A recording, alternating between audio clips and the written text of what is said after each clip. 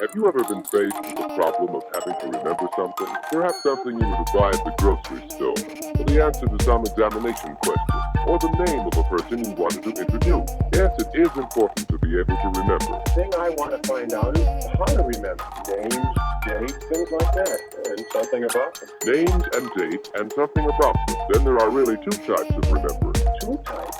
Yes, there is remembering in general, the idea of a thing, and there is remembering word for word, memorized. Whenever you want to remember anything, you have to decide which you need to do. I get it. I remember word for word things like names, dates, formulas, and vocabulary words from my French course. And I also remember the general idea of things like stories, lives of great men, and history. Right, and now you're ready to learn how to remember.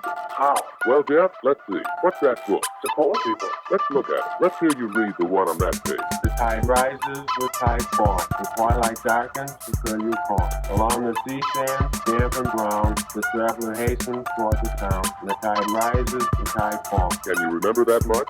I don't think so. Well, do you know what it means? No. Why don't you start by trying to get the meaning of the poem? What's it all about? Well, it's about the tide rising and falling. And what else? Better look at that poem again. The twilight darkens, the curlew calls. What about that? Well, it's getting darker, and there are birds, curlews along the shore calling. Now I'm beginning to understand. Do you remember it? Sure. It's about a traveler walking along the shore at sunset toward the town. Good.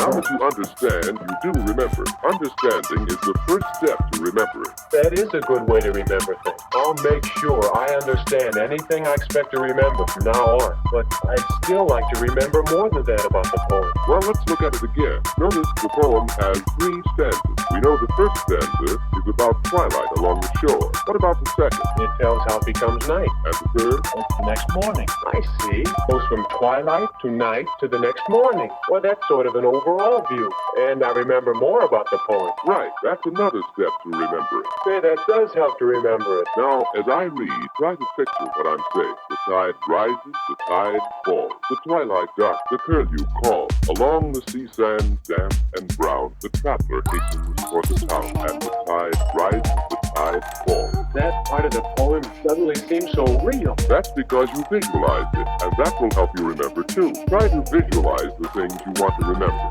I think I can remember it now. Tide rises, the tide falls. The twilight darkens, the curlew calls. Along the... what is that? Oh, sure. Along the sea sands, damp and brown. How can you remember that? Well, the beach we go to has damp brown sand along its shore. I used to play in the sand a lot. Now, try the poem again. The twilight darkens. Twilight darkens, the curlew call. Along the sea sands, damp and brown, the traveler hastens toward the town. Say, that helps. I'll remember the sand now. There's your next step in remembering. Form association. Notice in your poem how the last words rhyme. Falls, call, drown, town. And see how many times the phrase the tide rises, the tide falls is repeated. These are all memory aids. You know another sort of memory association from your science work. Can you remember the colors of the spectrum in order? Red, orange. Oh, yes. Roy G. Biv. You make up a name out of the first letters of the colors. Roy G. Biv. Then you can remember the colors. That's right. This kind of association helps you remember. It sure does. But hey, let me try that poem again. Along the sea sands, damp and brown, the traveler does something toward the town. I remember the idea. I can even see the picture, but I just can't remember the words.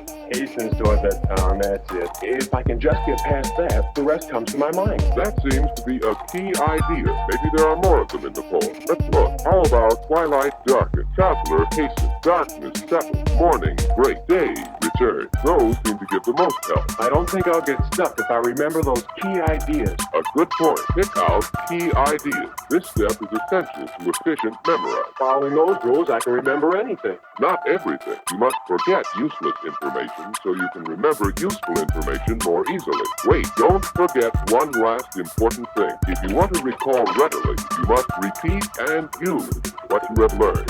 I guess you really have to know how to remember in order to remember well. These rules should help a lot. Let's see if I can remember the rules. Understand the material. Get an overall view. Visualize. Form association. Pick out the key idea. And then repeat the material frequently.